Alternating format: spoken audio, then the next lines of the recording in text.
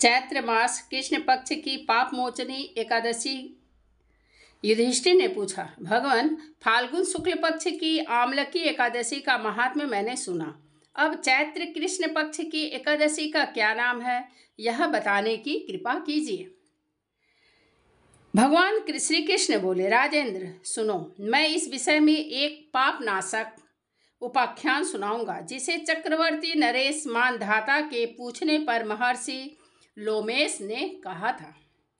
मानधाता बोले, भगवान, मैं लोगों के हित की इच्छा से यह सुनना चाहता हूँ कि चैत्र मास के कृष्ण पक्ष में किस नाम की एकादशी होती है, उसकी क्या विधि है तथा उससे किस फल की प्राप्ति होती है, कृपया ये सब बताइए। लोमेश जी ने कहा, नृपश्रेष्ठ, पूर्व काल की बात है। अप्सराओं से सेवित चैत्र रथ नामक वन में, जहाँ गंधर्वों की कन्याएं अपने किंकरों के साथ बाजे बजाती हुई विहार करती हैं, मंजू घोषा नामक अप्सरा मुनिवर मेधावी को मोहित करने के लिए गई। वे महर्षि उसी वन में रहकर ब्रह्मचर्य का पालन करते थे।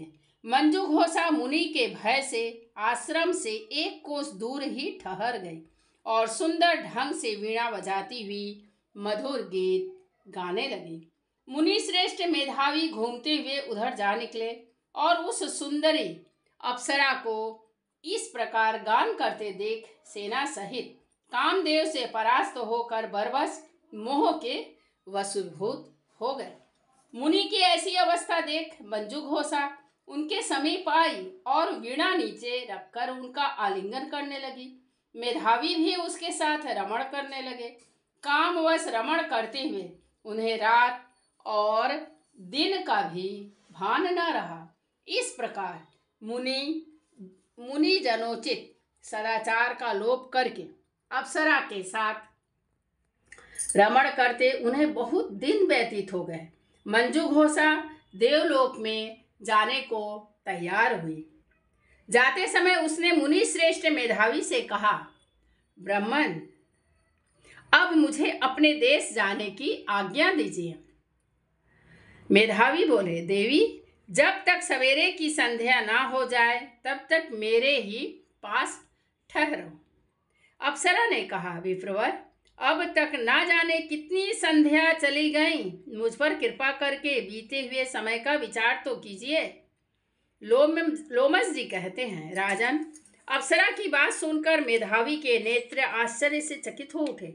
उस समय उन्होंने बीते हुए समय का हिसाब लगाया तो मालूम हुआ कि उसके साथ रहते 57 वर्ष हो गए। उसे अपनी तपस्या का विनाश करने वाली जानकर मुनि को उस पर बड़ा क्रोध हुआ।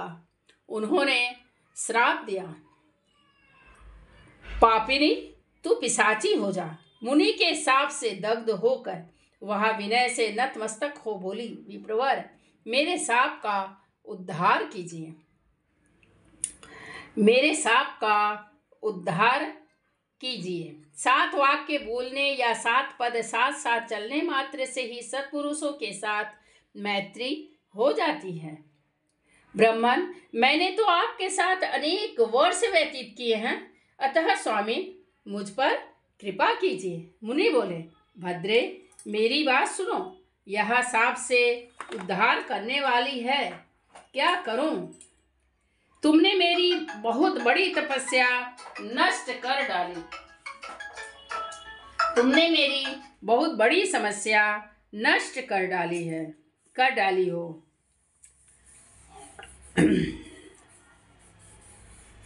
चैत्र कृष्ण पक्ष में जो शुभ एकादशी आती है उसका नाम है पाप मोचनी एकादशी। वह सब पापों का क्षय करने वाली है। सुंदरी, उसी का व्रत करने पर तुम्हारी पिशाचता दूर होगी। ऐसा कहकर मेधावी अपने पिता मुनिवर च्यवन के आश्रम पर गए। उन्हें आया देख च्यवन ने पूछा, बेटा, यह क्या किया? तुमने तो अपने पुण्य का नाश कर डाला। मेधावी बोले, मैंने अप्सरा के साथ रमण करने का पातक किया है। कोई ऐसा प्रायश्चित बताइए जिससे पाप का नाश हो जाए। च्यवन ने कहा, बेटा, चैत्र कृष्ण पक्ष में जो पाप मोचनी एकादशी होती है, उसका व्रत करने पर पाप राशि का विनाश हो जाएगा। पिता का यह कथन सुनकर मेधावी ने उस व्रत का अनुष्ठान किया। इससे उनका पाप नष्ट हो गया और वे पुनः तपस्या से परिपूर्ण हो गए। इसी प्रकार मंजू घोषा ने भी इस उत्तम व्रत का पालन किया। पाप मोचनी का व्रत करने के कारण वह पिशाच योनि से मुक्त हुई और दिव्य रूप धारणी उसने श्रेष्ठ अप्सरा होकर स्वर्ग लोक में चली गई। राजन, जो श्रेष्ठ मनुष्य पाप मोचनी एकादशी का व्रत करते हैं, उनका सारा पाप नष्ट हो जाता है। इसको पढ़ने और सुनने से सहस्त्र गोदान का फल मिलता है। ब्रह्म हत्या, स्वर्ण की चोरी, सुरापान और गुरु पत्नी गमन करने वाले महापातक की भी इस व्रत के करने से पाप मुक्त हो जाते हैं। यह व्रत बहुत पुण्यमय है। वास्तविकता तो यह है कि पाप कर्मों से, बुरे कर्मों से ही पाप की प्राप्ति होती है। यदि ईश्वर की कृपा बनी रहे, मन में शुद्ध विचार आए और मनुष्य अपने आप ऐसा कोई कर्म न करे कि उसकी आत्मा उसे दूसे कि तुमने यह गलत किया है, तो ना हम पाप कर्म करें और ना ही पाप से कोई हमारा बुरा होगा। हमेशा हम अपने अंदर पॉजिटिव मनोभावना को लेकर के चलना चाहिए, नकारात्मक विचार नहीं लेना चाहिए। दूसरे के बारे में भी, यदि कोई बीमार भी पड़ा हुआ है तो हमेशा ऐसा ही सोचना चाहिए कि हाँ, ट्रीटमेंट हो रहा है, हे प्रभु निश्चित रूप से वो अच्छे हो जाएंगे या अच्छी हो जाएंगी। तो ये पॉजिटिव वाइब्रेशन ही देना चाहिए। पुण्य कर्म करिए, पवित्र रहिए। धन्यवाद।